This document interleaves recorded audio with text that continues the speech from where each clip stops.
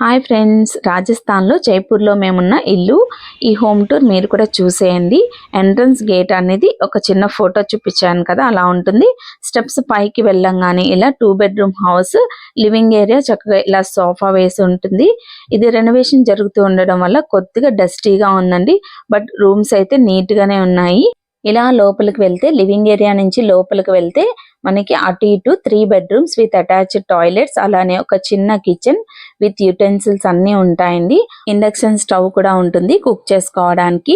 ఫ్యామిలీతో చిన్న పిల్లలతో ట్రిప్ వెళ్ళే వాళ్ళు, చిన్న పిల్లలకైతే హోటల్ ఫుడ్ పెట్టలేం కదా, మనం ఇంట్లోనే కుక్ చేసుకొని పెట్టుకోవాలి. ఇలా ట్రిప్స్ వెళ్ళినప్పుడు ఇబ్బంది అవుతూ ఉంటుంది.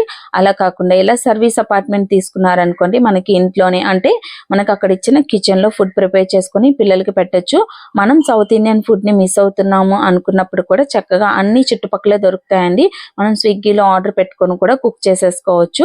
అలానే ఇక్కడ మనకి హెల్ప్ చేయడానికి సెక్యూరిటీ గార్డ్ గా కూడా ఒక పర్సన్ అయితే ఉంటారండి. ఆయన మంచిగా కూడా హెల్ప్ చేస్తారు. మాకైతే 4 days స్టే చేసాము. చాలా మంచిగా అనిపించింది. ఫ్యామిలీతో వెళ్లే వాళ్ళకైతే చాలా బాగుంటుందని ఈ వీడియో అయితే షేర్ చేస్తున్నాను. ఫుల్ డీటెయిల్ అడ్రస్ డిస్క్రిప్షన్ లో ప్రొవైడ్ చేస్తాను.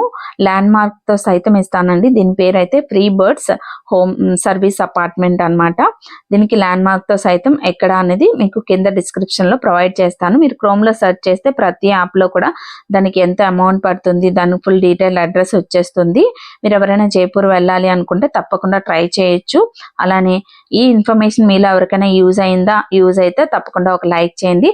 అలానే హోమ్ టూర్ చూసాక మీకు ఎలా అనిపించిందో నచ్చితే ఒక లైక్ చేసి షేర్ చేసి సబ్స్క్రైబ్ చేసుకోండి.